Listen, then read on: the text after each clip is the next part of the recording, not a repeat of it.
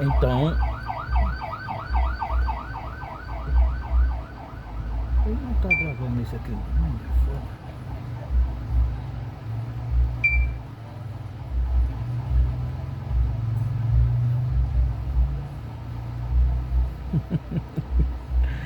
Então, graças a Deus, por mais um período junino que nós estamos passando. Graças a Deus, né? Então, alguns se perguntam como essa festa tão gostosa, tão típica nordestina chegou ao Brasil. É bom logo de antemão dizer que essa festa ela veio lá de Roma, que conforme quem acompanha minha página sabe, nós somos descendentes daquele povo lá, dos guerreiros da Itália, os guerreiros latinos, e nós, por isso, nós falamos português, que é uma língua latina. O português, o francês, o espanhol, o italiano, não é mesmo? É uma língua descendente do Império Romano. Mas, assim, algumas pessoas diziam a mim, como foi que essa festa de São João chegou, e de onde ela veio, de onde é, quem é o berço dessa festa? Eu aprendi, assim, no período de infância. Dizia-se que esse hábito que os brasileiros tinham, ou tinha, né, melhor, de acender fogueiras, porque foi nesse período, o período de junho, que João Batista, tá lembrado de João Batista, né? Aquele que estava batizando lá no Rio Jordão. Aí Jesus, quando foi se aproximando para ser batizado, aí disse: oxe, tu é quem vem a mim? Eu não sou digno nem de desatacar as alpacas dos teus pés. Aí Jesus disse: não é necessário que faça isso, para que, né, se cumpra toda a justiça. E João Batista, ele era um profeta de Deus. Um profeta de Deus. Então, na zona rural, de onde eu sou oriundo, com muito orgulho, dizia-se que esse mês, lá dizia assim, é o mês de São João. Lá não dizia que era o mês de junho, é o mês de São João, para o mês de São João, né? E o mês de julho, lá nós não chamávamos o mês de julho, chamava o mês de Santana. E aí, você, olha, é como eu digo, na nossa idade a gente já é um arquivo vivo. A gente já é um dinossauro em extinção, né? Então a gente vai trazer muitas lembranças. Então, João Batista, por ser um profeta de Deus, o que era um profeta? O que é um profeta? Que ainda existe profeta nessa dispensação, a dispensação da graça. Então, um profeta é alguém que é um porta-voz de Deus. Então, tanto ele é um porta-voz de Deus, como ele tem a evidência, o profeta tem a evidência de saber coisas que aconteceu no passado, que está acontecendo agora e que vai acontecer no futuro, que pode acontecer no futuro, né? Então, ali havia uma senhora, o nome dela é Herodíase, que era do tetrarca Herodes, e ali esse tetrarca era um rei de um país, de uma nação subordinada a Roma. Ele ali decidiu fazer uma festa, fazer um fuá, fazer uma quadrilha, e botou, aí aquela garota, aquela menina, pegou, dançou ali muito bonito para aquele tetrarca, para aquele rei, e ele olhou para ela, ele se agradou dela, a menina nova. Então ele pegou e disse: olha, menina, se tu me pedir a metade do meu reino, eu te dou. Um homem louco por uma mulher. Não é mesmo? Faz cada besteira, né? Aí depois se arrepende, aí vê, né? Se arrepende da merda que fez. Aí então a menina pegou, ficou calada, disse: sabe uma coisa? Pensou consigo, eu vou pedir um conselho amanhã. Vou pedir um conselho amanhã para ver o que é que ela diz. Aí quando ela foi falar com ô mamãe, eu queria dizer uma coisa para o senhor. E o tetraca lá, o Herodes, ele soltou uma proposta para mim. Uma proposta que eu fiquei estranhando, né? Eu não sei se ela falou assim, né? Mas aqui eu tô conjecturando, viu, gente? Esse negócio de conjecturar com a gente mesmo, com o blogueiro. Então, ela disse assim, ó, minha filha, não peça metade do rei não, tem um negócio melhor que você pode pedir, de mais valor. Tem aquele profeta, aquele arruaceiro, que os profetas eram tidos como arruaceiro, um embuanceiro, que causava confusão. Ele descobriu um podre que havia na vida desse Herodes. Em Israel, o pecado de adultério era punido com a morte. E ele disse que o profeta sabia muita coisa, né? Agora hoje o profeta tem que ter muito cuidado com a língua, né? Porque hoje tem as leis. O rei não, o rei, quem mandava no reino era o rei. A palavra dele estava acima da lei, não tinha nenhuma palavra que fosse acima da lei, da voz dele. Não, mas hoje já existe a lei aí que ela não pode receber aí uma revelação, uma revelada, receber uma profetada e sair por aí espalhando a todo mundo, contando os malfeitos das pessoas, contando os escondidos, os escombros e sair por aí espalhando. Eu já vi irmão assim. Na igreja eu conheci uma irmã que ela era fuxiqueira. Eu peço muito a Deus, irmão, o dom da revelação e o dom da visão. Eu disse, mas irmã, misericórdia, agora para Jesus, mas se o senhor tivesse o dom da visão, você não sabe o que é uma pessoa que tem o dom da visão na igreja. Aí ele sabe de muita coisa. Deus me revelava muita coisa por debaixo do lençol, na igreja. Mas claro, a gente não ia chegar e me deu o microfone, feito um de fica calado, em vez de falar, ter uma revelação, uma repreensão contra um irmão. Ao invés de chegar perto dele e dizer, ó irmão, Deus me falou que tem um negócio errado na tua vida, que você te consertar. Agora ele está falando, ele está te repreendendo, porque ele te ama muito, viu? Que Deus só repreende, só castiga aquele que ele tem como filho. Então ele ainda considera tu filho dele, por isso que ele está te corrigindo, né? Aí o irmão não dizia essa palavra ao troncho, estava pregado troncho, né? O irmão ficava, quando chegava mesmo, me deu, vamos ver uma palavra, ficava assim, olhando para o pregador, para a pregadora, para a dirigente, eu tô doidinho para dizer uma palavra aqui.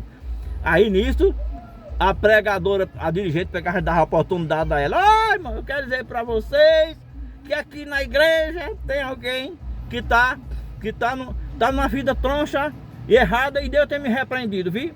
E se tu quiser, assim que ela, muitas vezes falava assim, e se tu quiser, eu vou perto de tu e te digo que é tu, viu? E aquela pessoa que está praticando errado já ficava assim, né? Não faz comigo não, Jesus, tem misericórdia.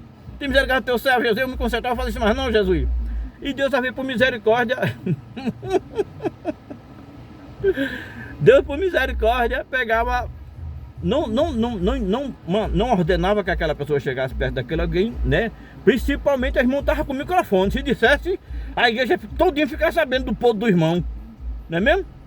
Tem que ter muita sabedoria, porque ao profeta Deus revela, mas cabe a ele a sabedoria de entregar a revelação, de orar por aquela pessoa, de chegar perto daquela pessoa, dizer pessoalmente, minha irmã, entre nós, Jesus me entregou essa palavra, agora irmão, se tu não quiser consertar, a palavra de Deus nos declara, se eu chegar perto de tu e te falar pessoalmente, se tu não quiser te consertar, eu trago mais testemunho e falo a mesma coisa, e se depois tu não quiser te consertar, eu não te tenho como crente. Agora isso é entre tu e Deus, viu? É Deus quem vai resolver contigo na tua vida, não na frente, tu tem cuidado, irmão. Era assim que os irmãos diziam, né? Mas assim, irmão, o profeta, ele tem essa evidência. Na igreja ainda existe profeta, nesta dispensação que estamos vivendo, que os pregadores referem-se à dispensação da graça, né? Então, ele pegou e contou ali certamente a outras pessoas. Ainda não havia internet, graças a Deus, né? Ainda não havia internet, porque senão a vida do tetraca estava podre, né? Tava difícil, não? Ele ia, né? Ia ficar desmoralizado perante o reino, porque em Israel adultério, esses crimes, por exemplo, nos países árabes, ainda hoje, adultério, o cara cometer adultério, né? Geralmente, ele pode ter até 50 mulheres, agora aquela mulher é só dele, né? Ele pode ter mais, ele podendo sustentar, tem, agora, na lei dele, né, irmão?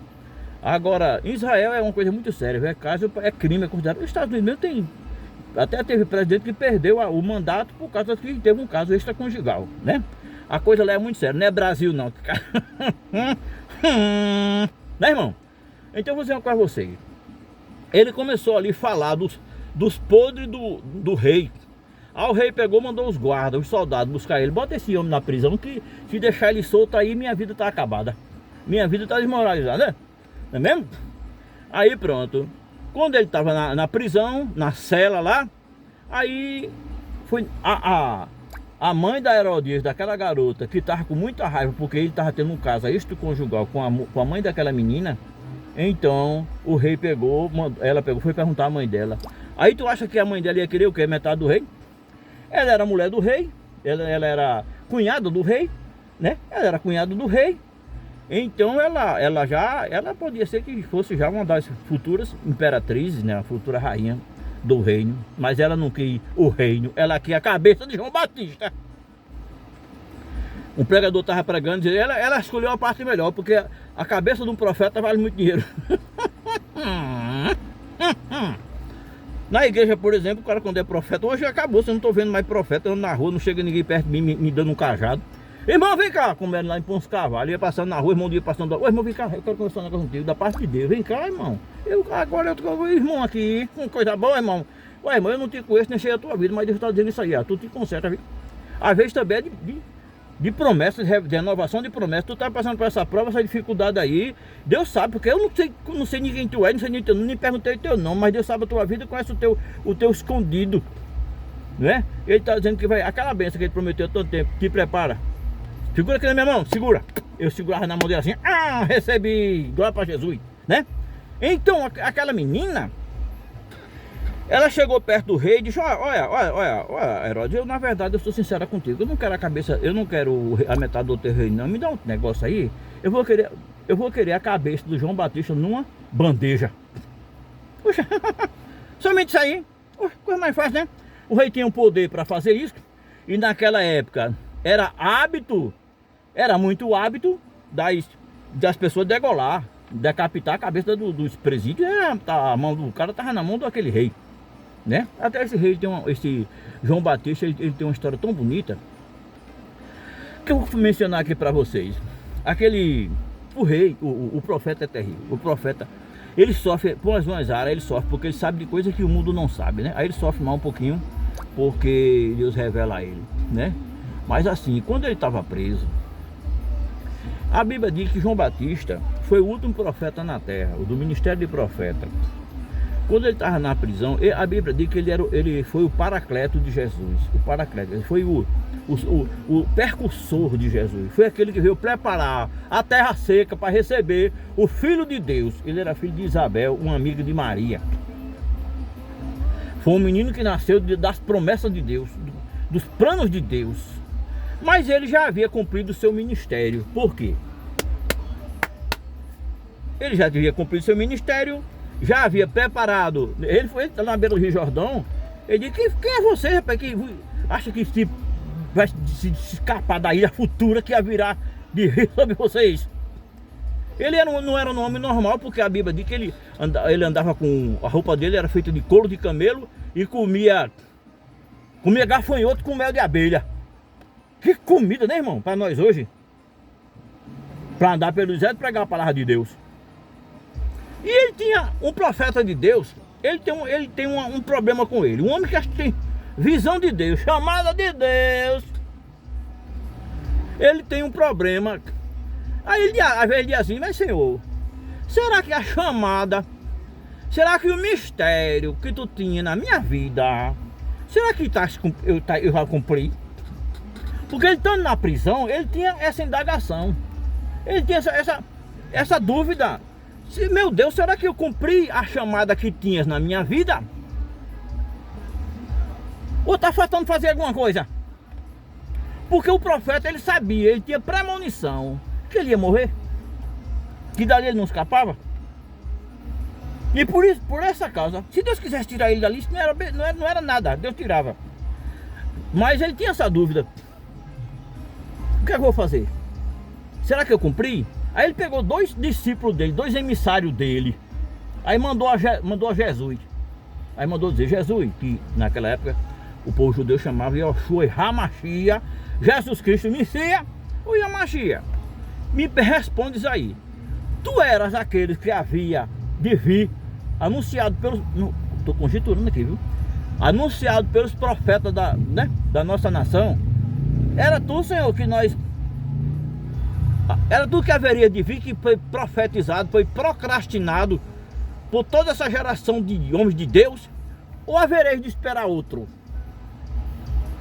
Dúvida cruciante na vida de um homem de Deus. Tem pessoas que sabem que tem chamada de Deus e não tá nem aí. A chamada que Deus tem na minha vida, tem muita gente aí pra ele mandar, não é mandar eu não, e só tô em eu, Mas a chamada que ele tem na tua vida é contigo e ela. Não tem outro que vai cumprir o teu ministério, não. João Batista tem essa preocupação. Aí Jesus mandou uma resposta para ele. Jesus não disse assim: realmente, sou eu o que havia de vir, pode ficar tranquilo. Jesus também sabia que ele estava preso. Ele disse: olha, os cegos veem, os surdos escutam, os coxos são curados, os mortos ressuscitam. Porque isso aí só quem podia fazer era um homem de Deus mesmo, né? Aí ele ficou mais tranquilo. Ele: pronto, então já que eu cumpri minha missão, então eu já estou tranquilo. O soldado pode passar o lingote, pode passar a espada. Daí quando foi no outro dia, ele foi decapitado.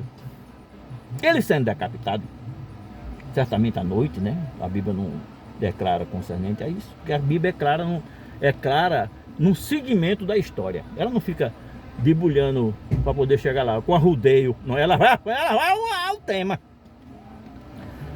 A história, agora eu vou me referir aqui à história, viu? Eu não estou aqui falando da Bíblia, eu estou falando a história. Quando ele morreu, disse que botaram ele para fora do cárcere, para fora da prisão, para fora da penitenciária, para fora da cadeia. Parece que não tem mais ensinando para essa palavra de cadeia, não. Terminou agora o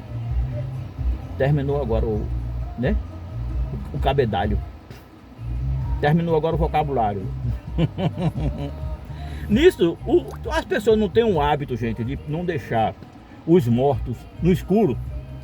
Eu vivendo ali no Maués, agora não, quando a pessoa morre, aí geralmente vem a polícia, né, protege ali o local para não haver problema aí nas provas, e depois vem o ML, a polícia técnica, o pessoal, né, da ciência, né, da polícia científica, faz ali, né, levanta ali, pega se encontra alguma prova para depois conseguir com mais facilidade, rastro ali, né? Por isso que a pessoa, se morre alguém, a pessoa não deve se aproximar, não deve mexer, deve ficar sempre longe, por isso é poder apagar provas, né?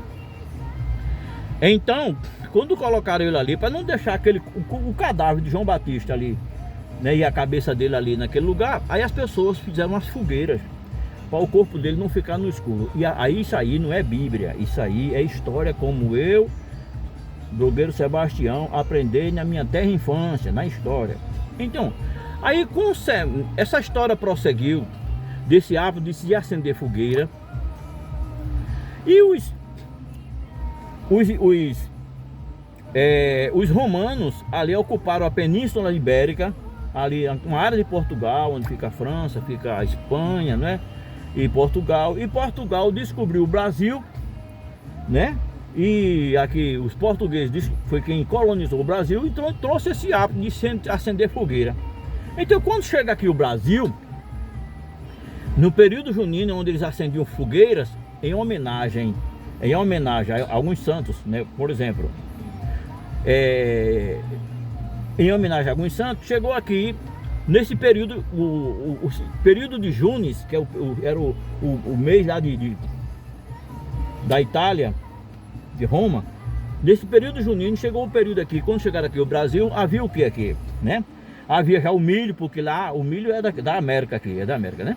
Havia o milho, os índios, os indígenas, já ali, aí acenderam fogueira, começou o hábito de acender fogueira. Os índios ali aproveitavam a fogueira para assar o milho, né? Fazer ali a pamonha, a canjica, o bolo de milho, né? Que quando eu morava na zona rural, nós não chamávamos bolo de milho, nós chamávamos assim manoê, porque manoê é uma expressão tupi-guarani, né? Se referindo a bolo de mandioca. E também o tão saboroso pés de moleque, que minha mãe fazia essas comidas. Voltando aqui já para minha história, eu morando na zona rural, meu pai, no terreiro da nossa casa, sempre ele fazia fogueira. São João, de São Pedro e Santo Antônio. Primeiro de Santo Antônio, né? Que segundo a cultura brasileira, é o santo casamenteiro, né? É o cara lá que o cara tá ficando pra titia, né? Mesmo assim, aí faz uma promessa com ele. Isso é tradição. Eu não tô mandando você fazer promessa para Santo Antônio, né? Então aconteceu que essa festa perdurou, foi continuando. Minha mãe fazia, né, as canjicas, fazia a pamonha, o milho assado, e ali para nós era uma festa que na casa da gente não tinha som, né? Não tinha som, não tinha equipamento de som, mas a gente nos rádios dos outros nós já ouvíamos as músicas do Luiz Gonzaga, inclusive essas músicas, né, de quadrilha. Então a gente chegando aqui em Vitória de Santo Antão, Pernambuco, Brasil, aí já tinha aqui as quadrilhas juninas, os casamentos né, de São João, aqueles casamentos onde tinha o padre, né, tinha o escrivão, tinha o soldado. Era uma festa muito bonita, viu? Quando era muito bem feita, muito bem gritada, era uma coisa muito bonita. Então, prosseguindo essa história de festa de São João, essa festa de São João chegou ao Brasil, aí ali se juntou com as tradições nordestinas, onde deu mais certo, né? Juntou-se aí com a história do Lampião. Aí chega essa época de São João, as pessoas não deixam de Caruaru, esse mundo aí, de dar os seus tiros de bacamarte, né? Se referindo aos soldados portugueses, né? Os tiros de bacamarte, que eu acho muito bacana, né? Os tiros de bacamarte. E também os forróis pés de serra, né, que é um dos mais tocados, né, o chachado também. O forró pé de serra, ele é oriundo principalmente através da forma de Luiz Gonzaga, né, através do Baião, né. E Vitória é uma cidade, Vitória de Santo Antão é uma cidade privilegiada, não assim na parte de cultura. O que se pode ser feito está sendo feito. É muita festa, não é mesmo? Já tem muitas bandas, as pessoas estão muito alegres, a gente, muita comida, muita coisa, o peixe, o milho está um preço acessível. Certamente amanhã o governo vão começar a pagar ao funcionário para ele não deixar de comprar o milho, não deixar de comprar, né, mesmo assim, o escondimento para ali fazer suas canjicas, e isso é até alegria muito grande para nós, né? E agora é assim, eu penso uma coisa, repara, a festa do São João está tão dentro do nosso coração, né? Mas também o carnaval está dentro do nosso coração. Aí você chega lá no museu aqui na Casa de Cultura, no Instituto Histórico de Vitória, tem uma área lá somente se referindo ao frevo, onde estão os baluartes, né? Aquelas bandeiras dos carnavais do Camelo. Tem muitas dessas bandeiras lá adquiridas pelo professor Pedro Ferri, um grande administrador ali, o curador do Instituto Histórico de Vitória de Santo Antão. Agora, se a gente chegar lá e perguntar assim, vamos dar uma olhadinha aqui para ver se a gente encontra alguma homenagem aos forrozeiros de Vitória. E eu acho que não tem. As forrozeiras de Vitória que já estavam conosco, que já não estão mais aqui, não é mesmo? Aí eu posso até me referir, quem aqui se lembra, né, de Recreio do Rojão. Foi um grande tocador de sanfona aqui, foi um grande violeiro, um grande homem que teve muitas músicas gravadas, né? Nós não podemos esquecer de Recreio do Rojão e fazer a sua devida homenagem a esse homem que incentivou essas festas forró aqui na cidade de Vitória. A Duda da Passira, porque Duda da Passira realmente ele era de Passira, mas ele morou a vida dele quase toda aqui na cidade de Vitória de Santo Antão. É mesmo, eu conheci um ceguinho que morava lá no Maués, tocava uma sanfona, né? E por onde é que andam? Por onde andam as sanfonas desses forrozeiros? Por onde é que anda, gente? E até aqui tinha um sanfoneiro que ele era sanfoneiro de banda, mas depois ele aceitou Jesus e ele faleceu. E eu já até perguntei a viúva dele se a sanfona dele como é que estava. Com esse projeto, se fosse um preço baratinho, guardar para esse material não se esvair, não se acabar na cultura do tempo, né? A gente pode até falar também do como era o homem foi para Pombo. Era um forrozeiro que morou aqui em Vitória, cantou aquela música de Luiz Gonzaga que homenageia Ivanildo de Pombo, muito bem, muito obrigado. Que também morou aqui em Vitória e tocou muito bem. Então, eu pergunto até, eu digo assim, olha, será que não podíamos ter no nosso museu a sanfona de Duda da Passira, né? Ivanildo de Pombos também. Os equipamentos, eu tentei ver se encontrava os equipamentos os equipamentos que eram de Recreio do Rojão. Tinha um homem lá no Maué, um tal de Minervino, que ele tinha uma barraca. O homem tocava uma harmônica, viu? Tocava bonito demais. E ele não só tocava, a filha dele também tocava muito bem. Ele não está mais conosco. A gente poderia saber onde é que estão. Quer dizer, é isso para que o museu serve para isso aí. Isso aqui foi a sanfona não é mesmo? Que era tocada por Duda da Passira, né? Um instrumento de valor, uma relíquia, né? Para se guardar à posteridade, né? Então, gente, até eu comprei essa sanfona aqui usada, estão vendo aqui, uma sanfonazinha velha. E porque aqui a cartucheira, que a gente não se esquecer de Lampião, o chapéu aqui foi vendido ali, comprado ali na Praça da Bandeira.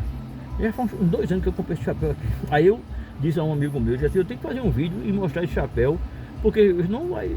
2 anos já que eu tenho e não fiz nenhum vídeo com ele ainda. É barato demais. Isso dura a vida toda, se você souber guardar, né? E aqui tá um alforje que eu comprei usado. Esse alforje aqui, quando eu comprei, tá vendo o nome que tá aqui? De um homem muito influente em Vitória. Olha aqui, ó. Ítalo Moura. Aí eu peguei e comprei isso aqui, assim, meio da rua, um rapaz que colhe reciclagem. E eu disse, tu achou onde? Eu achei ali. Aí eu disse assim, tu quer vender? Ele disse, eu vendo. Comprei por 10 reais. Aí eu disse, isso aqui pode ser, foi furtado de Ítalo Moura. Ítalo Moura era da família Glaís, né? E ele é filho da Glaís da Cruz Moura, que foi a minha diretora lá no Dias Cardoso. E ele disse, não, esse alforje foi que eu botei na calçada para o pessoal levar mesmo. Mas eu guardei, porque alforje, isso aqui o cara bota em cima do cavalo, né? Guarda, um fica de um lado, fica do outro, aqui bota bolacha, bota alguma comida, outro botava revólver. Né, gente?